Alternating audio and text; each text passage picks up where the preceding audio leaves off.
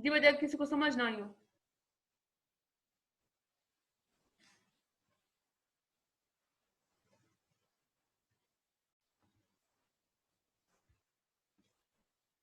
अच्छा, ये हमारे पास A B blood group system हो गया, ठीक है। अब मैं आपको करवाऊंगी ओ ब्लड ग्रुप, ठीक है। अभी मैं थोड़ा सा वेट करें बच्चे, अभी आप क्वेश्चन बाद में। अब what is the O blood group? O blood group having no antigen but it consist of antibody, ठीक है। it's having antibody against, ठीक है, A antigen and B antigen. अब ये उल्टा है, यहां पर बच्चे इसके पास दोनों एंटीजन है बट एंटीबॉडी नहीं है। यहां पर इसके पास क्या है? अच्छा, it's O blood group having no antigen, ठीक है। इसके पास कोई एंटीजन नहीं होता बल्कि इसके पास एंटीबॉडी होती है ए के खिलाफ भी और बी के खिलाफ भी। अभी मैं इसको समझा रही हूँ बच्चे, तो थोड़ा सा अटेंटिव हो।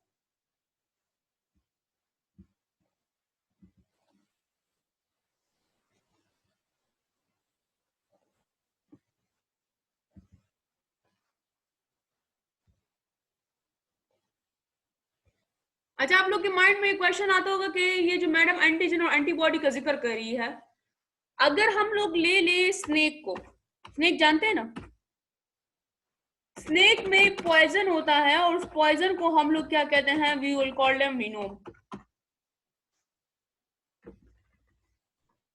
इसकी मैं आपको जनरल एग्जांपल देती हूँ, ठीक है। अच्छा, स्नेक में पॉइजन होता है, उस पॉइजन को हम लोग क्या कहते हैं? विनोम। अब it is made up of protein, ये प्रोटीन से बना होता है। या तो समझ आ गई है? स्नेक के अंदर हमारे पास उसकी बॉडी में क्या होगा बच्चे? उसकी बॉडी में पॉइजन होता है और उसके हेड में, और उसके हेड के पॉइजन को हम लोग क्या कहते हैं? Venom. Venom is basically protein, ठीक है। अब थोड़ा सा सबर करें बच्चे ताकि आप लोग को सही समझ आए। ये प्रोटीन उसकी बॉडी के लिए तो फायदेमंद है, तो हम लोग उसको क्या कहेंगे बच्चे? ये है उसका एंटीजन, ठीक है। अब जब ये हमारी बॉडी में आएगा, उसकी बॉडी में है ना, तो उसकी बॉडी को क्या करेगा? हैविंग नो हार्मफुल इफेक्ट, ये इसको नुकसान नहीं पहुंचाएगा, उसकी बॉडी का पार्ट है ना। But when it is inter our body, अगर ये हमारे पास व्हेन इट इज इंटर, ठीक है, आवर बॉडी, अगर ये हमारे पास हमारी बॉडी में इंटर हो गया तो एंटीजन क्या बच्चे? खतरनाक चीज है कि नहीं है? बट इंसान के लिए है, ठीक है। सो इट एक्टिवेट, ये एक्टिवेट किसको करेगा?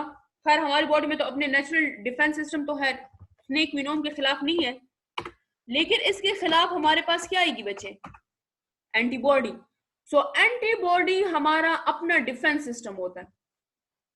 Understand it? दोबारा समझ लें। स्नेक के बॉडी में होता है पॉइजन, उसके हेड में, ठीक है। उस पॉइजन को हम लोग कहते हैं व्हाट? विनोम। उसके पॉइजन को हम लोग क्या कहते हैं? We will call them what? Venom. Venom is basically protein, और इस प्रोटीन को हम लोग कहते हैं एंटीजन। बट ये एंटीजन किस पर असर नहीं करता? पॉइजन जो है वो स्नेक पर असर नहीं करता, क्योंकि उसके अपनी बॉडी का हिस्सा है, ठीक है बच्चे। लेकिन अगर ये हमारी बॉडी में आएगा, ठीक है, तो हमारी बॉडी इसके खिलाफ, अब ये हमारे लिए क्या है? नुकसानदेह है कि नहीं है? तो हम लोग इसको क्या कहेंगे बच्चे? We will call them what? Antigen. क्यों? क्योंकि ये हमारे लिए क्या है? नुकसानदेह है। सो अब अगर हमारी बॉडी में आएगा तो हमारी बॉडी इसके खिलाफ एंटीबॉडी पैदा करने की कोशिश करेगी, हालांकि ऐसा कुछ होता नहीं है। सो ये देखिए बच्चे, एंटीबॉडी जो है ना, ये आपका अपना डिफेंस सिस्टम है, ये किसी और की बॉडी में काम नहीं करता, ये सिर्फ और सिर्फ आपकी अपनी बॉडी में काम करेगा। अब आते हैं, इसको मैं रेड ब्लड सेल्स के साथ मिलाती हूँ, ठीक है, ताकि आप लोग को सही समझ आए। अब ये मेरे पास है ओ ब्लड ग्रुप,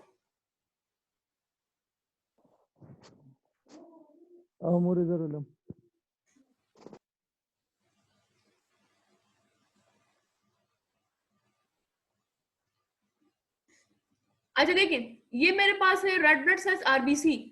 अब इसके पास नो एंटीजन, तो इसके ऊपर सरफेस प्रोटीन नहीं है। अब जब इसके पास कोई खतरनाक चीज है ही नहीं, तो अगर वो आपके ब्लड में आए, फॉर एग्जाम्पल अगर आप उसको, ठीक है, ए ब्लड ग्रुप को दो,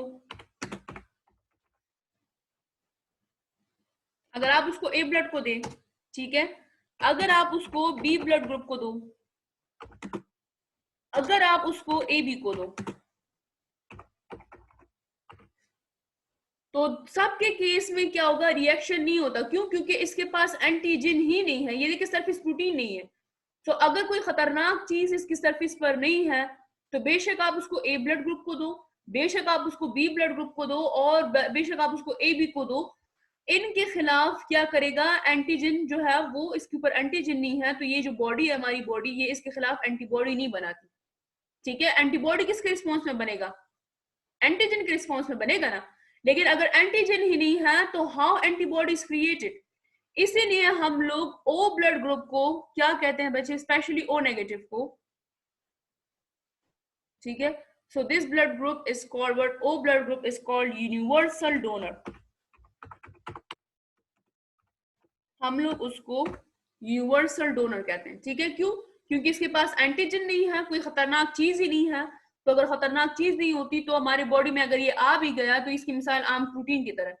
तो that's why we will call them what, universal donor. So O blood group is the donor, ठीक है।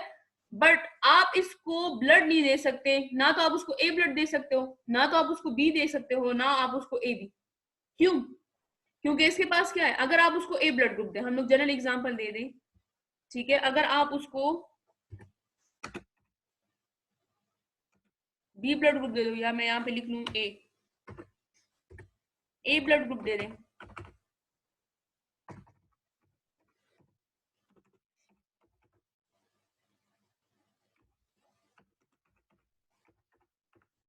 अगर आप उसको ए ब्लड ग्रुप दे दो, हाँ जी, तो फिर क्या होगा बच्चे, हाँ, ए ब्लड ग्रुप है, तो इसके पास एंटीबॉडी किसके खिलाफ है, ए के खिलाफ है कि नहीं है। सो ए ब्लड ग्रुप पर एंटीजन कौन सा है, A antigen, it having what, इसके पास होता है ए एंटीजन, और ये एंटीबॉडी किसके खिलाफ बनाता है, ए एंटीजन के खिलाफ बनाता है ना। सो ये जो एंटीबॉडी है, ये हमारे पास किसके खिलाफ बनाएगा, ए के खिलाफ। So it creates a antibody. So आपका ये डिफेंस सिस्टम है। तो ओ ब्लड ग्रुप का अपना डिफेंस सिस्टम क्या है कि ये ए एंटीबॉडी के खिलाफ, ये ए एंटीबॉडी पैदा करता है, किसके खिलाफ, ए एंटीजन के खिलाफ। सो तो ये बच्चे, ये देखिए, ए एंटीजन अगर इसकी बॉडी में इंटर होगा, तो ये एंटीबॉडी किसके खिलाफ बनाएगा, ए एंटीबॉडी बनाएगा। तो आप इसको ए एंटीजन और ए एंटीबॉडी आपस में क्या करेंगे, मिलेंगे, और मिलने के बाद हमारे पास क्या होगा, इट कॉज सेल, क्या होंगे, लाइसिस। इंटरेक्शन के बाद क्या काज करता है बच्चे, सेल लाइसिस काज करता है।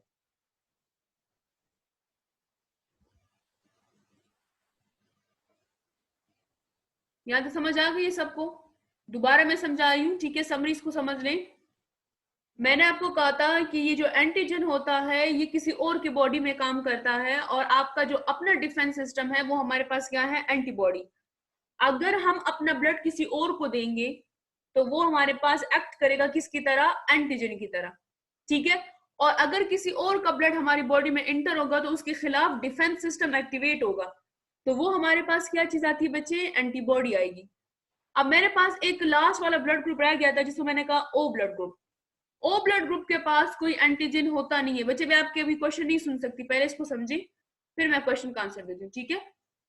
O blood group having no antigen, इसके पास कोई एंटीजन नहीं होता, ठीक है। जब एंटीजन नहीं है, तो आप इसको ए ब्लड ग्रुप को भी दे सकते हो, मतलब कोई पॉइजन चीज ही नहीं है, कोई खतरनाक प्रोटीन ही नहीं है, तो ए ब्लड ग्रुप को भी आप दे सकते हैं, बी को भी दे सकते हैं, और ए बी को भी दे सकते हैं, ठीक है। तो इस वजह से हम लोग इसको क्या कहते हैं, यूनिवर्सल डोनर। डोनर का मतलब होता है देने वाला। यहाँ पर इट हैविंग एंटीबॉडी, लेकिन ये एंटीबॉडी क्रिएट करता है, मतलब इसका अगर कोई बंदा है, उसका ओ ब्लड ग्रुप है, तो आप उसको कोई और ब्लड नहीं दे सकते। क्यों?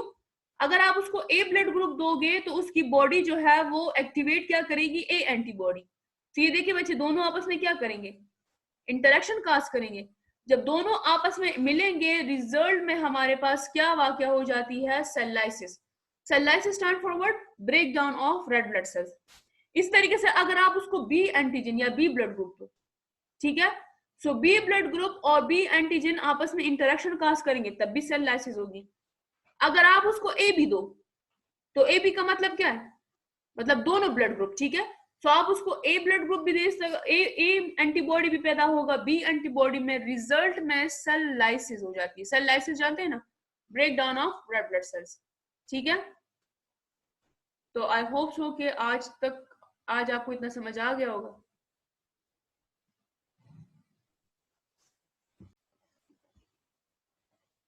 अच्छा, ब्लड ग्रुप जो है वो हमारे पास बेसिकली होता क्या है, ब्लड ग्रुप, ठीक है ना, ब्लड ग्रुप इज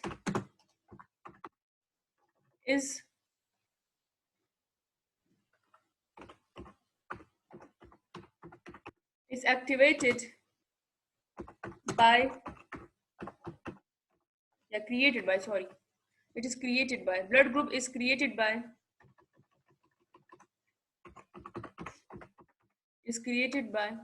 ठीक है, क्रोमोसोम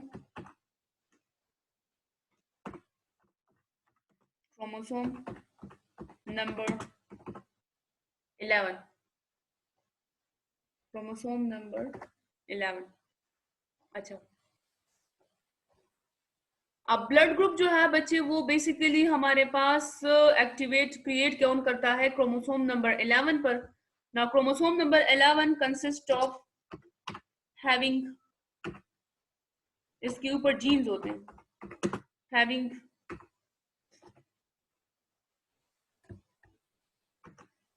आई ए जीन, ठीक है,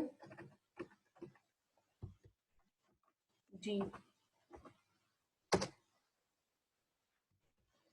आई बी जीन है,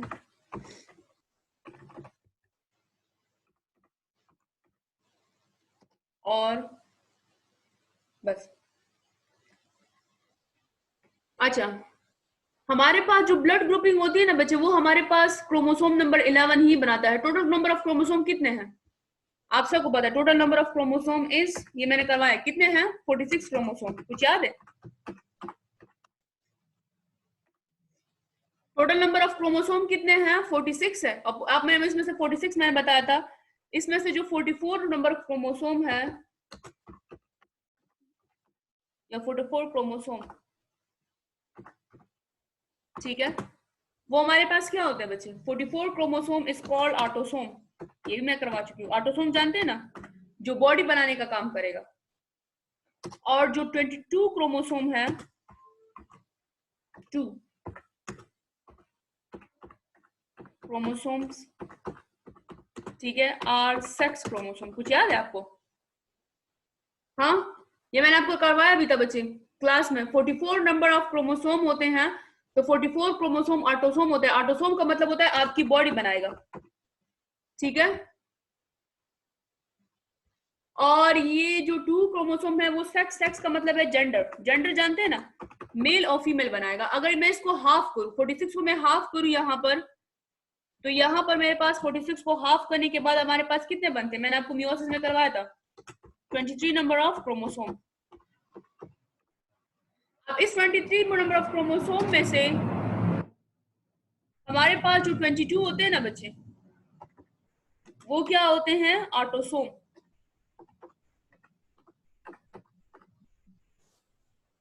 22 क्या बनाएंगे, ऑटोसोम है, और 1 हमारे पास क्या होता है, सेक्स क्रोमोसोम। यहां तक समझ आ गई है? दोबारा मैं समझा रही हूँ, ठीक है। 46 नंबर ऑफ क्रोमोसोम होते हैं बच्चे टोटल, ठीक है। तो 46 नंबर में से 44 आपकी बॉडी बनाएगा, 2 हमारे पास क्या होते हैं, सेक्स क्रोमोसोम। जेंडर, जेंडर का मतलब होता है मेल और फीमेल बनाना। अगर हम लोग मियोसिस के केस में इसको हाफ करें, तो हाफ केस में ये देखिए 23 नंबर ऑफ क्रोमोसोम, इसमें से 22 आपकी बॉडी बनाएगा, 1 हमारे पास क्या है, सेक्स क्रोमोसोम। Understand it? अब ये जो आपकी बॉडी बनाते हैं ना 22 नंबर ऑफ क्रोमोसोम, इसमें से क्रोमोसोम नंबर 11, क्रोमोसोम नंबर 11, ठीक है, ये हमारे पास क्या बनाएगा, आप लोग की रिस्पॉन्सिबल है किसके लिए, ब्लड ग्रुपिंग के लिए। अब समझ आ गई है कि ये जो क्रोमोसोम नंबर 11 है, इसमें ये किस चीज के लिए रिस्पॉन्सिबल है, ब्लड ग्रुपिंग के लिए। अभी मीटिंग खत्म हो जाएगी, इस वजह से इसको थोड़ा सा यहां तक हम लोग जो है वो इसको ओवर करते हैं, ठीक है बच्चे, आज के लिए इतना काफी है। फिर इंशाल्लाह नेक्स्ट टाइम इसको मैं बताऊंगी कि ये आई जीन क्या होता है और बी जीन क्या होता है। तो